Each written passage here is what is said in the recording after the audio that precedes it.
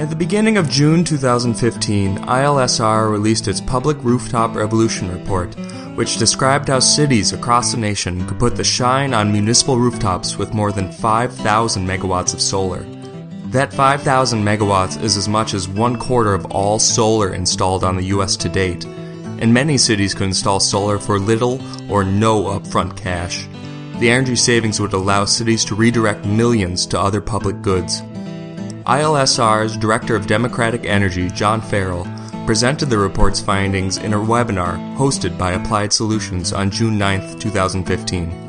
But time constraints meant many unanswered questions. In the first guest-hosted episode, John answers questions from Carolyn Glanton of Applied Solutions on everything from the expiration of federal tax credits to the payback period for municipal solar arrays.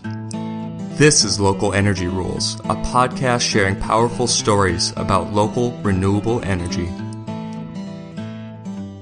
So what opportunities are available with the expiration of the federal tax credit for wind and solar? That's a great question. The way I look at this is that all of the financial and financing structures for renewable energy revolve around that federal tax credit. The 30% federal tax credit. And that means that any entity, whether it's a nonprofit or a for-profit, is trying to find some sort of partner that can take advantage of it and lower the cost of the installation. But these middlemen always take a cut of that. So for example, and it creates problems. So for example, during the financial crisis in 2008, when a lot of the Wall Street firms that had traditionally been taking these incentives did not have any tax liability because they were losing money hand over fist, all of a sudden it was difficult for wind and solar developers whose businesses were continuing to grow to find partners that they could work with for financing because nobody needed these tax credits. The federal government had to step in and transition it to a cash grant for a 2-year period between 2009 and 2011.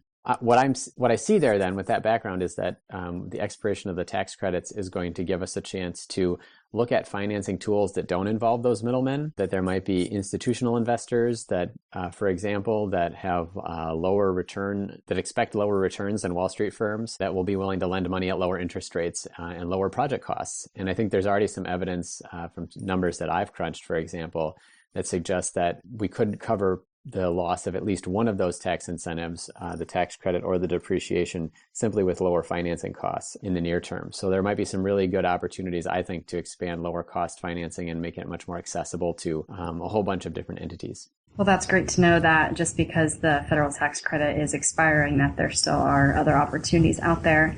So the next question, we had lots of people around the world even interested in this report that you provided on the rooftop solar. So one question was, do you have any advice on financing for countries other than the U.S.? An example is local councils in Africa, or also in general, what kind of legal issues does one have to put into consideration when you are dealing with something such as rooftop solar? I'm going to have to be very general in my response because I don't have any kind of expertise with kind of the finance and policy structures in other countries, or very limited experience. What I would say, though, in terms of that policy framework is that policies like what Germany and Denmark and other countries have used called a feed-in tariff, it's much more common in Europe, are much better in terms of setting up the financing structure for renewable energy projects. They basically say that anybody who wants to connect to the grid with a solar or wind project can get a guaranteed 20-year contract at an attractive price, enough to both make back their costs and make a small return on investment. And these have been very, very successful at allowing a wide range of kinds of ownership structures for projects, much more so than in the United States, where we've relied on tax incentives. So I think that's one piece to look at. And then the other one, of course, is this issue of finding the right ownership structure. Something I've written about before is that it's very difficult to have, for example, community-based renewable energy projects in the United States because it's difficult to align the kind of legal entity that you have, like a nonprofit organization, with the tax incentives. And so a lot of the entities we would use for community-based projects aren't eligible to get those incentives and therefore have to pay a higher price. Mm-hmm. Definitely. Okay. Well, thank you for that. And following up, can a municipality install solar for benefits of its residents yet? In other words, can a municipality install a large array to feed back into the grid and benefit its residents? This is a great question because we're sort of testing that theory a little bit in Minneapolis right now. So there are two answers to this question. The first one is if the municipality owns its own utility, therefore has a city-owned utility like some 2,000 cities in the United States, yes, you can do that already because you can just decide that you're going to purchase solar energy systems for local consumption for the electric grid for all the customers. And you see that, for example, San Antonio or Austin Energy in Texas, the Sacramento Municipal District in California are already able to go out and purchase solar on behalf of everyone. That opportunity is already there. What we haven't seen as much of is cities without utilities purchasing solar on behalf of their residents. And it's a little bit tricky. There's a couple ways that this could happen. One is, and we're looking at this in Minneapolis right now as part of this city utility partnership program, is could the city get some sort of tariff, which means a price that it would pay to buy energy, say from a wind developer outside of the city, that the utility would basically have an access fee to use the grid that would allow the city to go out and purchase clean energy. As far as I understand it, that would probably only apply to the city's own internal electric use and not the use for residents and businesses. But it would, by potentially lowering the cost of energy, be a benefit in terms of freeing up more of the city's budget for public priorities. There are also other ways in which the city could own wind and solar arrays and finance them themselves and simply sell the energy to the grid in that same fashion, reduce the energy cost to the city. As far as installing solar for the benefits of its residents, sort of like community solar, I think one other possibility is with community solar arrays, where you could have the city as sort of an anchor tenant on a community solar project, either built within the city or outside the city, presuming you are in a community in which community solar is allowed. The city could subscribe to purchase, say, half the energy from that solar array, and then other residents and businesses could subscribe to the other portion. It would be the city helping make that project happen, and by being the anchor tenant, making sure that it is financeable, but it might be residents and businesses that are able to subscribe and lower their energy bills. There haven't been, in the structure of that question, I sort of catch this notion of the city doing it in a way that is of direct economic benefit to the residents, and there haven't been very many examples of that because you get into some interesting issues about spending public dollars for private benefit. Mm-hmm. Thank you for that answer, John. The next question, how about gross metering for solar rooftop projects? I have to confess, I'm not sure that I understand this question. I don't know, Carolyn, if you have any more insight as to what the questioner might have been getting at. I'm not familiar with the gross metering term. Net metering, possibly? The only thing I can think of is this is sort of that contrast between net metering and a feed-in tariff, whereas net metering, the solar array is attached to the same meter and it simply spins it backwards, offsetting your energy consumption. The mechanics of a feed-in tariff require 2 meters because you are selling all the energy you produce to the utility and continuing to buy all the energy you consume from the utility. And so when you talk about gross metering, I think of that process of selling all the energy to the utility for solar rooftop projects. And the problem with that is simply that most utilities, when you ask them what they're willing to pay for power that you simply are putting into the grid, it's a very, very low price that reflects what they can buy on the wholesale market. And so I don't think that's a very good concept. I think that you have to have, usually with a feed-in tariff, some sort of agreed upon way of coming at a value that is attractive to the customer as well as to the utility. Thank you for that answer, John. And how should those who are interested in finding PPA providers begin their search? We specifically had a webinar attendee ask about PPA providers who work in Ohio. I'm not sure if you're can suggest anyone in specifically, but what would you suggest for how they should begin their search?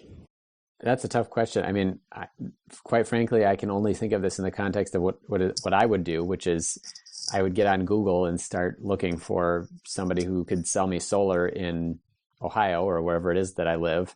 And then I would probably also look to some sort of third-party rating service like Angie's List to find out whether or not they have a good record in terms of the stuff that they've delivered, or ask them for some references of customers for whom they've done a power purchase agreement so that I could call them up myself and ask how that went and whether or not they're saving money.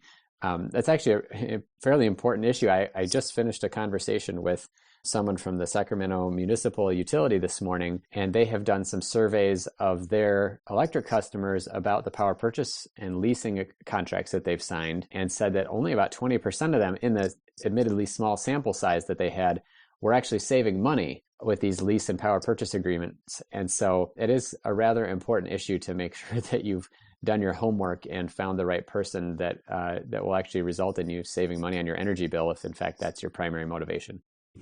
Okay, good to know. And can you quickly explain again why a third-party ownership is needed? The simple answer to that question is it's not needed. You certainly can do solar without having a third party. A city can do solar without having a third party.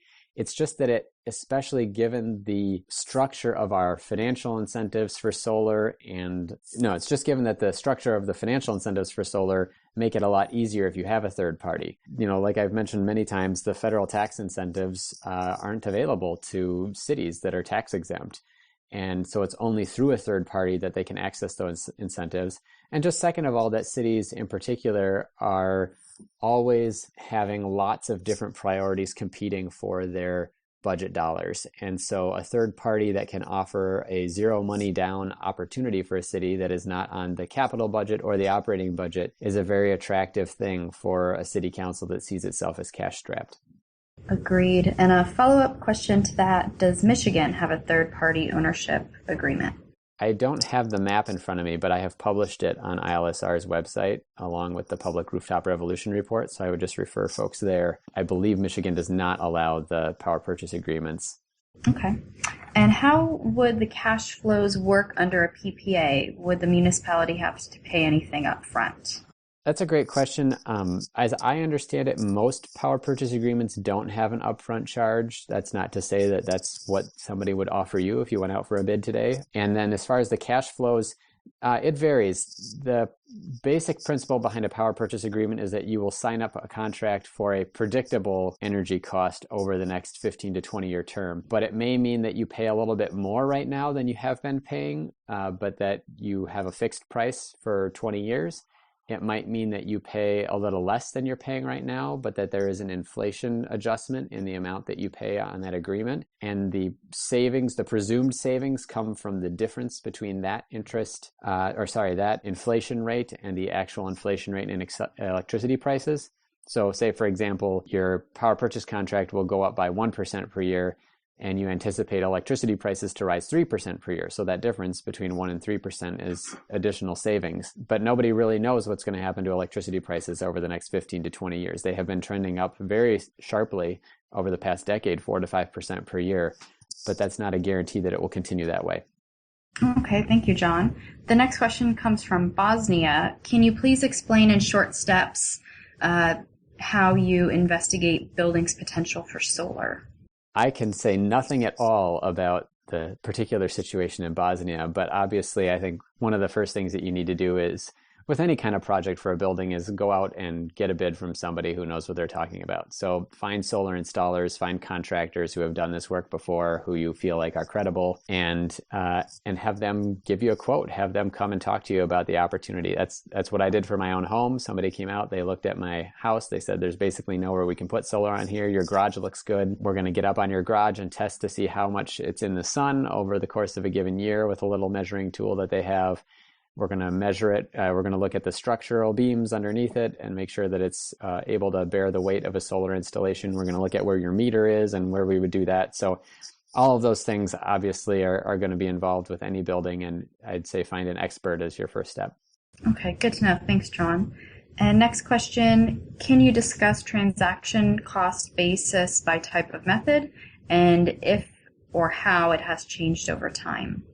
So I think this question was specific to this issue of third-party arrangements for cities and the transaction costs in dealing with third parties in order to access the federal tax incentives. I don't have a very deep level of detail about how those calculations were made. I've relied on reporting from the National Renewable Energy Laboratory and others who have studied in aggregate those transaction costs and have found that, generally speaking, about 50 cents on the dollar of those tax incentives is lost to cities in working with a third party as the result of the returns required by that partner, the financial returns that they require. So I don't know that I can say anything in more detail. I would add one other thing, however, which is that during the time in which the federal government allowed the cash grant option, there were many more community-based renewable energy projects that were successfully financed, and a higher portion of the money from the federal government actually went to those projects.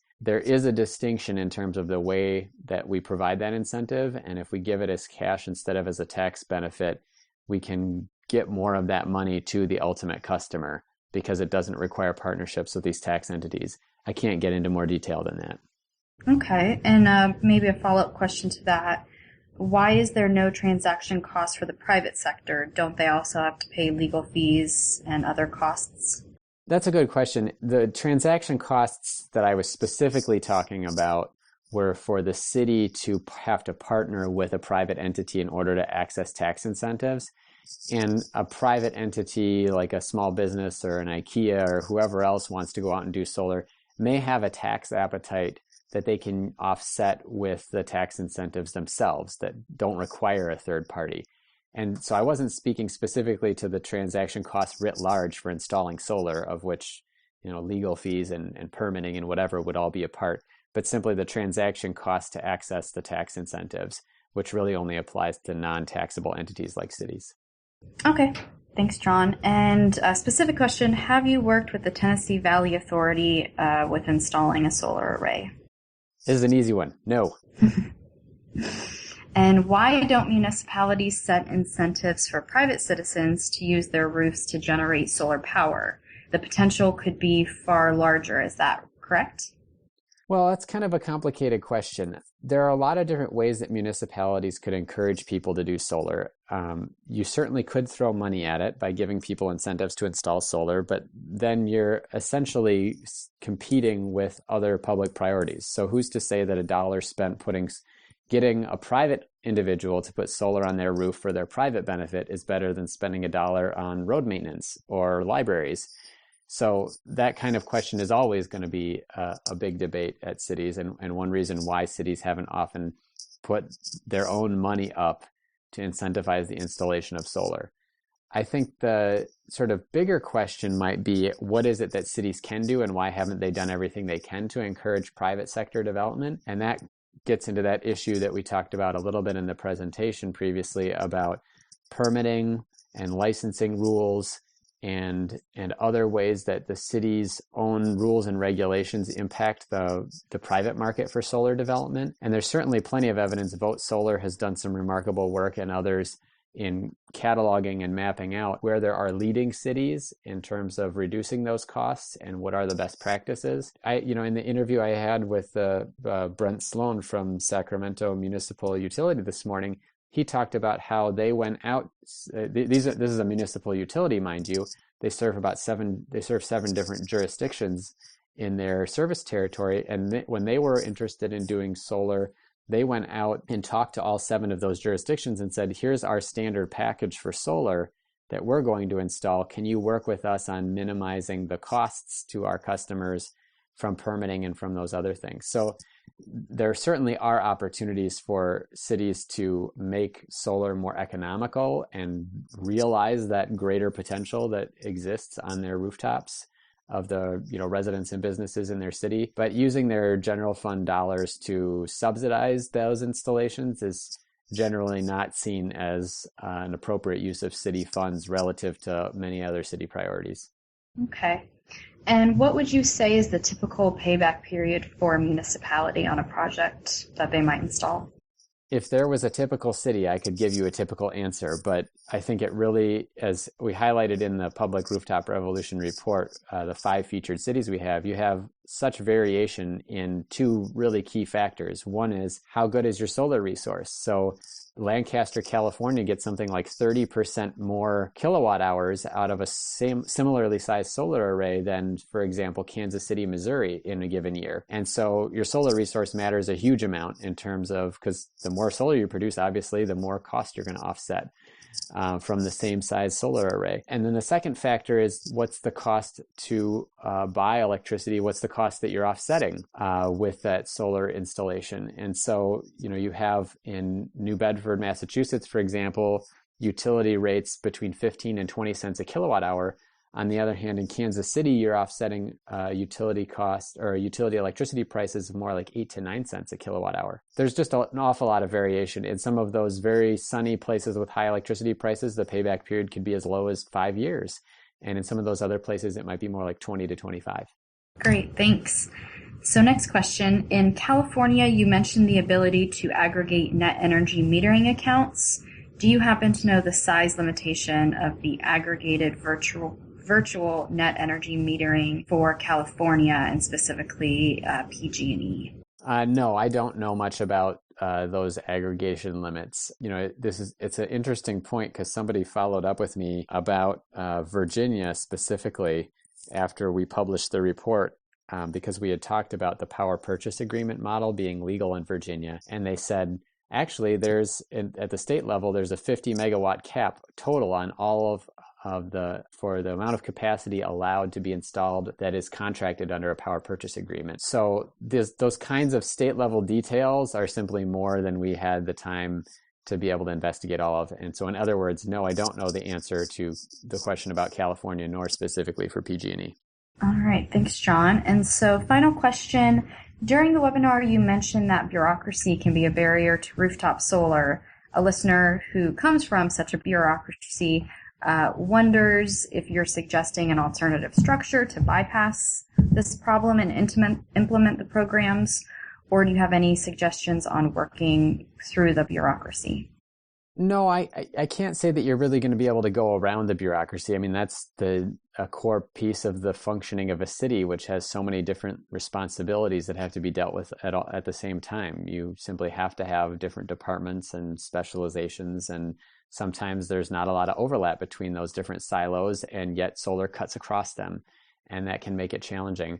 Frankly, I think that the examples that I've seen in terms of cities overcoming them really involved one of two things, or probably both. One is some political will and some desire from elected leadership saying this has to happen, and that gives cover for the folks who are within their different silos to go a little bit outside of what they've done before. And rather than talk about things in the context of, well, this is what it will cost to do that, we'll be able to say things like, well, here's how I think we could do this at a lower price, and start thinking a little bit more outside the box.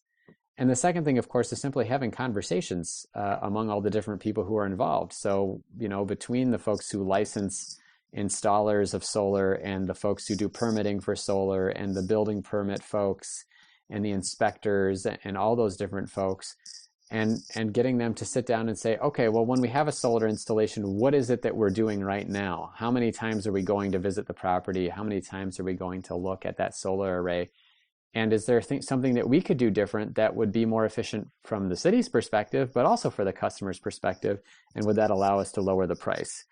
And I think that's one of the things that we found with the sort of best practices for solar rules in cities is that when we use those best practices, it's not a matter of cutting around bureaucracy and setting up a new system. It's a matter of a city doing some honest accounting for how much does it actually cost us and how can we be as efficient as possible with our resources and still have safely installed solar arrays. And the answer is usually there's quite a bit that we can do differently, and it will make everybody in the end happier. That was John Farrell, ILSR's Director of Democratic Energy, answering questions about the Public Rooftop Revolution report with Carolyn Glanton of Applied Solutions. His responses to these questions can be found at ilsr.org, where you can also find our Public Rooftop Revolution report and the Local Energy Rules podcast. Until next time, keep your energy local, and thanks for listening.